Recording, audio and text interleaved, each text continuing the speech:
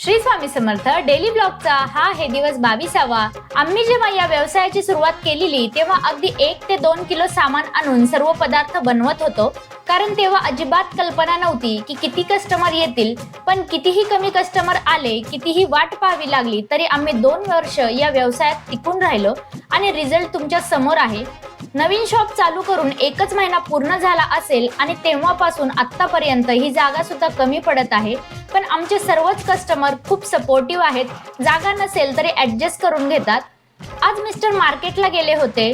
1 ते 2 किलो सामान आणण्यापासून केलेली सुरुवात आता 100 ते 200 किलो सामानावर येऊन पोहोचली आहे।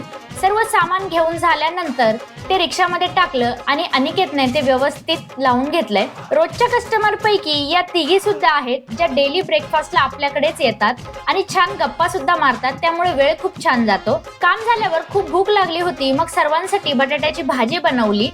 संध्याकाळी शॉपवर आलो, रोजचं काम केलं आणि हा दादा कात्रजवरून खास पिझ्झा आणि चीज केक खायला आला होता आणि त्याला तो खूप आवडला, त्यामुळे त्याने 5 चीज केक पार्सल सुद्धा नेले। मग तुम्ही कधी येताय आम्हाला भेट द्यायला? लवकरात लवकर भेट द्या श्री समर्थ स्नॅक्स कर्वे नगरला, आणि भेट द्यायला जमलं नाही तर झोमॅटोवरून सुद्धा ऑर्डर करू शकता। आणि आजचा व्हिडिओ आवडला असेल तर लाईक शेअर फॉलो नक्की करा। कमेंटमध्ये श्री स्वामी समर्थ नक्की लिहा।